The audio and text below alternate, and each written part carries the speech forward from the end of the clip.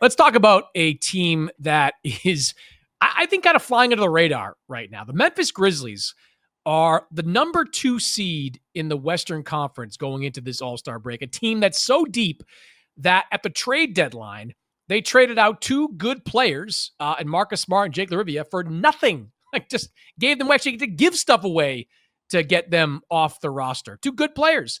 Jaren Jackson is an all-star. Zach Edey and Jalen Wells are part of the Rising Stars team this weekend. They're top 10 in offense and defensive rating. They move the ball well. They move fast. They're off to the second best start in franchise history. Should we be looking at Memphis as a real threat to win the Western Conference?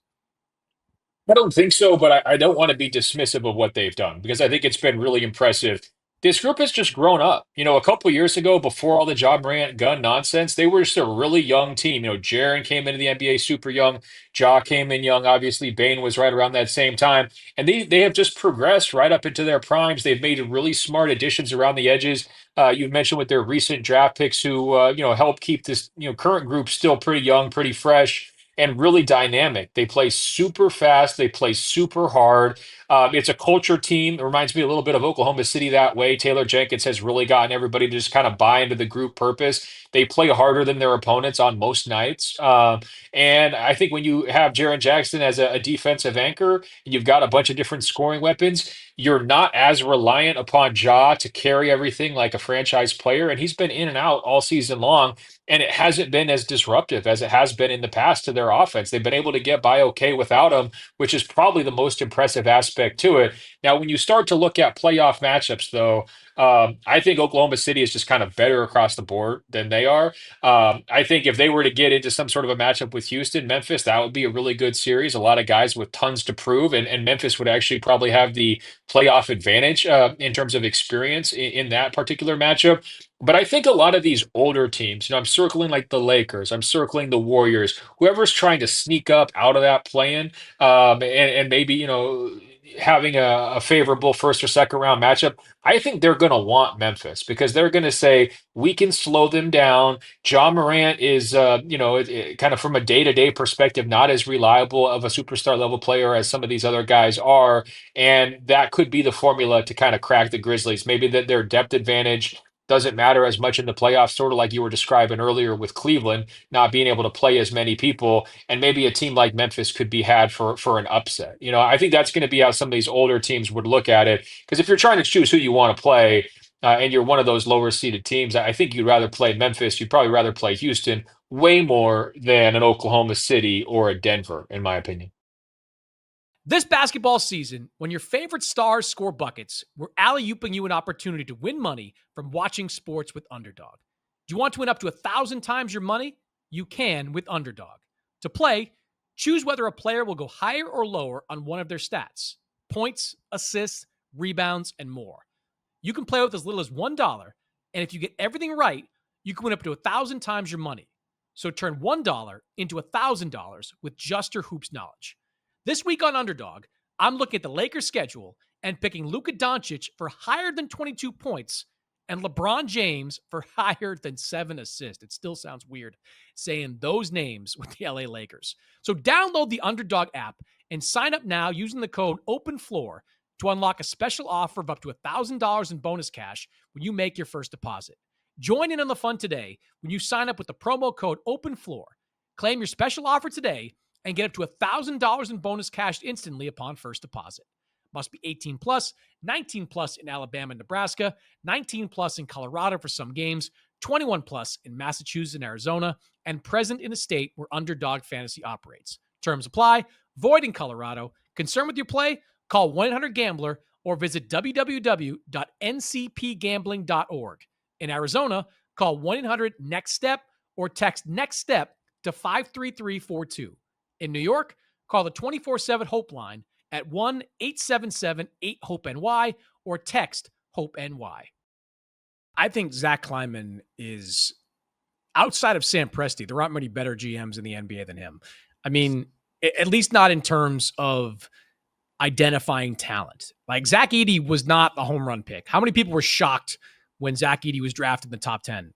this past year. Like Zach A Edey. What? lot. Like, Yeah. people had him pegged at late first, early second round. They draft him at 9, and turns out he's among the contenders for Rookie of the Year. Jalen Wells, I don't hear anybody saying they knew Jalen Wells was any good. Mid-second round pick. Come on, give me a break. And that's just another in a long line of guys they have drafted that have been outside of that high lottery range. Like Ja Morant's the star, but Brandon Clark is there. Desmond Bain is there. I mean, these are not high first-round picks. Now, there have been some misses. The Marcus Smart trade was a miss. You give up 2 firsts to get Marcus Smart. You have to trade another one to get rid of him. Like, that's a miss. But overall, his drafting has been such a big strength and such a big reason that this team is going to be there. But I'm kind of with you where I'm really impressed with Memphis. I'm not quite ready to predict that they'll make it to a conference finals or bet any money that they'll make it to a conference finals. They've done a remarkable job with the number of injuries that they've had. I think they've missed about 250 man games due to injuries this season. It's been guys in and out of the lineup. But they've had to lean pretty heavily on young players. Like their starting lineup, 40% of it, 2 guys are rookies. So when you have to lean that hard on young players, it often doesn't lead to success in the postseason. They also don't have a great record against the top teams in the Western Conference. They're 0-2 against Oklahoma City. Their record against the rest of those teams isn't very good. Oh, the Thunder own them. I mean, they just smack them every time they play. Yeah, it's like close to 40 points total aggregate that they've won these games by. So they're just not good against Oklahoma City. I don't think, Ben, that they're missing anything, right? Like I don't look at this team as saying they need to go get this guy or that guy. I mean, they probably could use another 3-and-D guy, but everybody in the league could use one of those types of guys on the wing. I just think they're a little bit too young at key positions. And I think they need another year for these guys to get a little bit older. I think the only thing they're missing is A+ Ja, and we've seen A+ Ja in stretches in the playoffs in the past. So if he comes back, he could stay perfectly healthy through a playoff run. Could they win 2 series? It's we have to account for. It's definitely possible. I remember when he outdueled Anthony Edwards in that playoff series. He had some moments before he got injured against the Golden State Warriors in that playoff series. So that is their X factor. That's how they kind of reach a ceiling that maybe skeptics would say they're not going to reach, but it's just hard to trust Ja, and it's amazing how far he's fallen off the NBA's map. Like we're here in San Francisco for All-Star Weekend. Ja's not even mentioned. A couple of years ago, it was please do the dunk contest. Oh, maybe he should be in the starting lineup of the All-Star game. He's still recovering from those self-inflicted wounds that he had from those suspensions, and of course from last year's shoulder injury.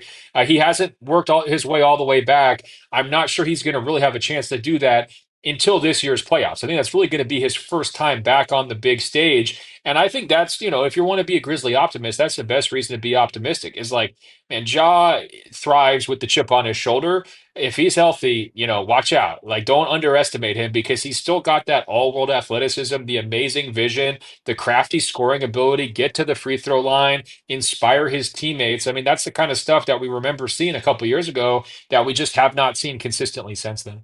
Yeah, I was going to bring him up because he is the wild card for this team. He was not an all-star. He wasn't discussed when they were looking for an injury replacement for Anthony Davis. He's just kind of slipped into that mid-range of NBA point guards. Maybe not the mid-range, but back half of the top 10, at least right now. His scoring is down from his last full season. His field goal percentage is down. His 3-point percentage is up, but he's still shooting in the low 30s from 3-point range. He's averaging nearly 4 turnovers per game, which is not good. They need him to be much more careful with the basketball. I don't really know what is going on with him down there. Is it an accumulation of all the injuries he's had to deal with, including some this season, having to miss all but 9 games of last season, working his way back into the mix in a new system? Like look, they're playing really fast in Memphis. They were the slowest team in the league last year, and now they're the fastest team in the league. Like, this is another move by Zach Kleiman. Like, there was a lot of belly aching questions when he broomed out the entire coaching staff around Taylor Jenkins, but they brought in a bunch of guys that know how to coach this system, and they're going up and down the floor. I think they're lead the NBA or second in the NBA in assists. Like, they move the ball. Like, they get shots up quickly. Maybe there's some adjustment there for Ja Morant, not being kind of the focal point of a half-court offense. But we know that in the playoffs, no matter how fast you play in the regular season, the game is going to slow down. You're going to be stuck playing half Yep. court offense. And that's another area that I'm not sure Memphis is as adept at as some of the teams they're going up against, like efficiency in that half court. You play them in transition, they're probably going to beat you 9 times out of 10. You force them to play a half court game. They haven't shown that they have the horses to be an efficient half court team. And that's partly or largely due to the fact that Ja Morant is not Ja Morant right now. Correct. And I think that some of his declines have come from them trying to ease him back in, not playing him the huge minutes, trying to reduce their dependence on him a little bit. So that's a smart regular season strategy. But all the burden goes back on the Stars during the playoffs. We saw it a couple years ago when they faced the Lakers. The Lakers controlled the tempo. The Lakers controlled the pace for the vast majority of that series. LeBron James kind of slowed it down, did whatever he wanted in the half court, executed against Dylan Brooks when he was still there for Memphis. And then Anthony Davis just kind of controlled things defensively. That's why I'm saying some of these older teams, they're going to look at Memphis and say, we can do that. We can follow that blueprint against these guys. And I think the only player with enough talent to shake that up, it's Ja. As much as I love Jaren Jackson Jr., and he's been a very effective offensive player, he's really grown his offensive game. I don't think he's a takeover player yet in terms of offense in the postseason, right? Where he can go out there and give you, like a 36 and 18, right? Where it's just like, whoa, he was the best guy on the court tonight. That's not really his style. That's not really his modus operandi. I don't think he even really wants to be that type of guy. I think he's more attuned to that number two role. So I think the pressure will fall back on Ja. It doesn't have to be a one-man deal because they have a lot of talent, like you described, but he's going to have to be the guy that pulls them through. And he has to prove it. He has to win it all back. I mean, that's one of the things, you mentioned when he's not even in this all-star conversation. It's not like he's a snub, right? Like, does he deserve to be in that conversation? No, I think we would all agree that there's a pecking order and he wasn't a part of it. And again, I just hope that's motivation and fuel for him because it wasn't that long ago people were saying this guy's the future face of the NBA. But the NBA moves quick. Anthony Edwards comes along, Wemby comes along. All of a sudden, Luka's a Laker. Well, there's a lot of competition for who wants to be that face. And I would just like to see, Ja, don't go so quietly. Get yourself back in this conversation, have a big playoffs, and people are going to be hopping back on your bandwagon. I will say this. I would like to see a Memphis-Houston matchup, if only to see how many games Dylan Brooks gets ejected from. Like, I would go over under 1.5 ejections. Dogfight, right? Yeah, I'd go over on the 1.5 because I think Dylan Brooks back in Memphis going up against his former team would be a lot of fun in a second round postseason series.